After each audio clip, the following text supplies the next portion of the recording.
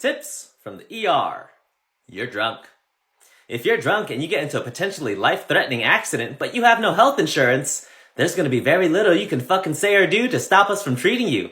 Even if you manage to say, I don't want your help, we're gonna assume you can't safely speak for yourself because it has been determined that you are too intoxicated, motherfucker. You are now a danger to yourself and potentially others, and we can't have anyone dying on our conscience. Especially if you had a head injury. We gotta get you a head CT. Make sure you're not bleeding under that skull of yours. I know you need to pee. You've had a lot to drink, but we gotta get the scan first. So don't pee on yourself, or you're gonna be sitting in it. It's gonna suck having to pay for a financially crippling medical bill along with your DUI, but hey, at least you won't be dead. Don't be mad at us, motherfuckers. We just want you to live! I get those goosebumps every time. I need the Motherfucker.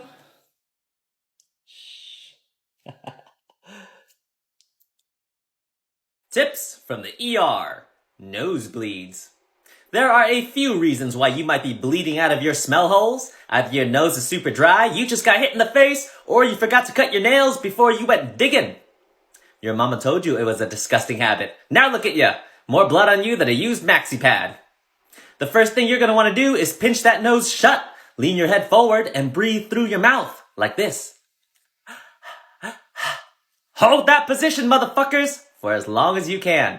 If you tilt your head back or lay down, you're gonna start drinking your own blood. Some of you sick fucks may be into it, but I promise you, your stomach is gonna disagree. A nosebleed isn't typically an ER visit, but if it's out of control, you can come by and we can blow a little balloon into your nose to keep the blood from escaping, or we can burn that nose shut. Whatever it takes to keep that blood inside your head. Tips from the ER. Fingers. If you accidentally slice off a piece of your finger because you weren't paying attention to where the avocado was, make sure to bring that piece of finger with you to the emergency room. Hopefully it's big enough so we can sew it back together, because if it's too small, there won't be enough meat and space to sew. If you're gonna slice off a piece of your finger, make sure it's a nice big chunk. Giving us just the tip really isn't worth our time, motherfuckers. If we can't get it back on, we're gonna have to sew that finger shut. Whatever bone is sticking out of your hand will likely be useless and in the way. So we're gonna take some pliers and break it off. Then we're gonna take the two skin ends of your fingers, push them together, and sew it back better than a Chinese kid in a Nike factory. As for the piece that came off, you can either take it with you, throw it away, or give it to me and I'll add it to my home collection. Tips from the ER. Fake seizures.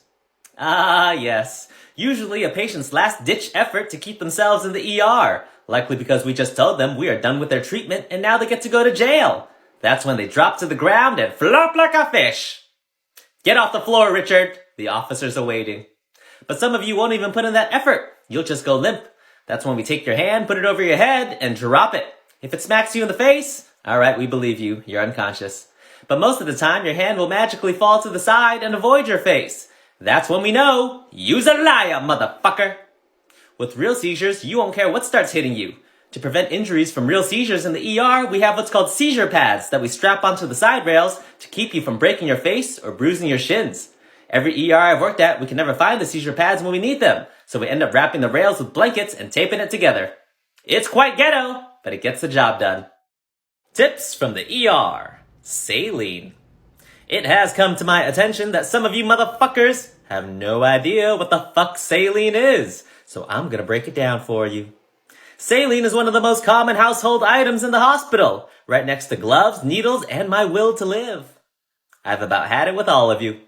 But saline is just water with a little bit of salt, usually just 0.9%.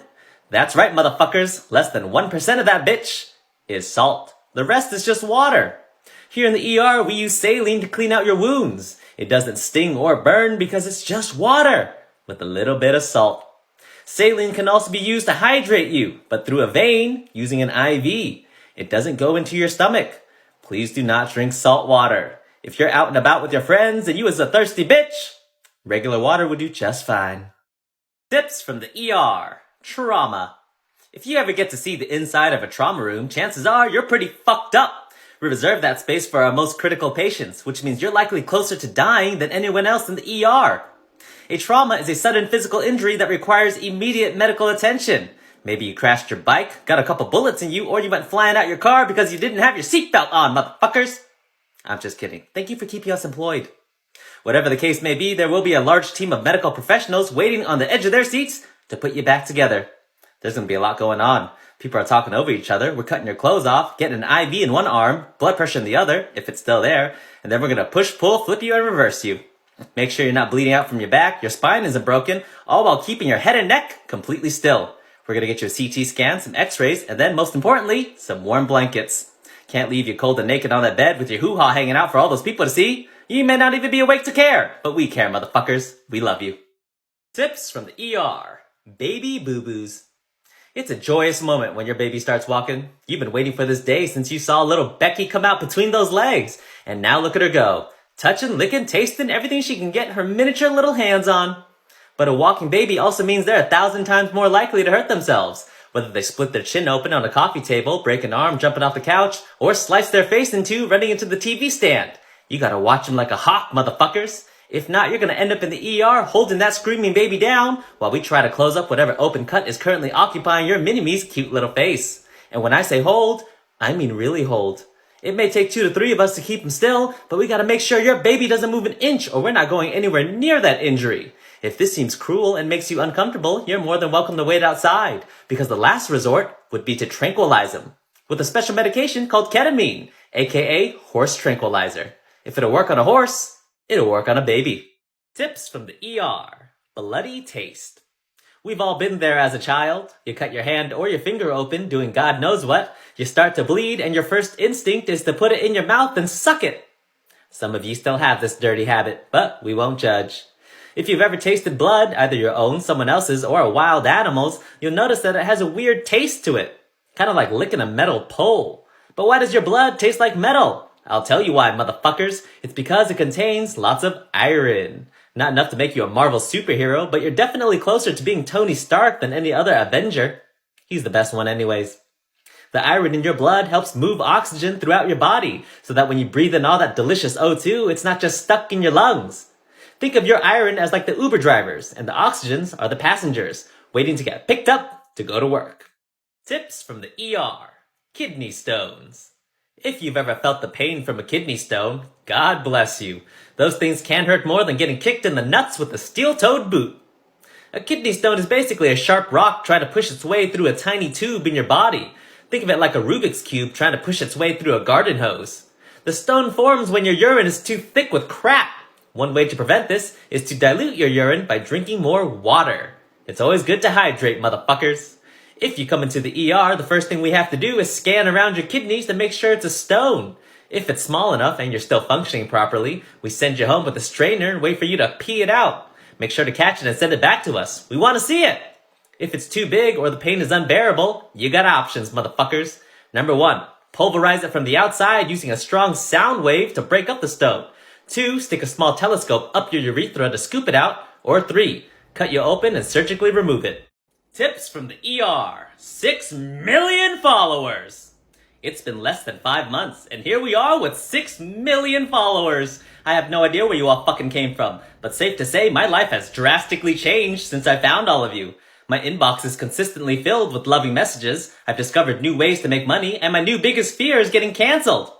Whoever still has old footage of my college videos, please delete them. But overall, this has been a very happy and exciting time in my life, and I wanted to thank all of you motherfuckers who stuck with me since day 1. I also want to know just how far this account has reached. Please comment below, tell me where you're from, and what tip you'd like to hear about next. I was today years old when... The medication Viagra was originally made to help lower your blood pressure. Its one side effect was keeping your ding-dong hard. Now, it's a medication that keeps your ding-dong hard with a side effect of lowering your blood pressure. Tips from the ER. Hospital gowns. I know they're not fashionable. I know it can get cold. Trust me, I've been in one. But there's a perfectly reasonable explanation as to why we need you in a hospital gown. 1, it's much easier to assess what's wrong with you if you're near naked. We're not just gonna guess what your bruised knee looks like underneath those jeans. Take your damn pants off. 2, it's much easier to get an IV vitals and put you on our monitors if we could see some skin. So untuck your fucking shirt and take it off. 3. If you need some scans, it's much easier if you were just a bare naked body. But we have standards in this society, so take your damn clothes off and put the hospital gown on. I'm not gonna stand here and throw dollar bills at you until you strip. If you don't want to take your clothes off, we can't make you. But we also don't need you to wear the gown over your clothes. It's not some prison uniform we use to identify you as a patient. It's literally to help us do our job. But if you absolutely refuse, fine! Fine! I guess we could work around the damn clothes, motherfuckers.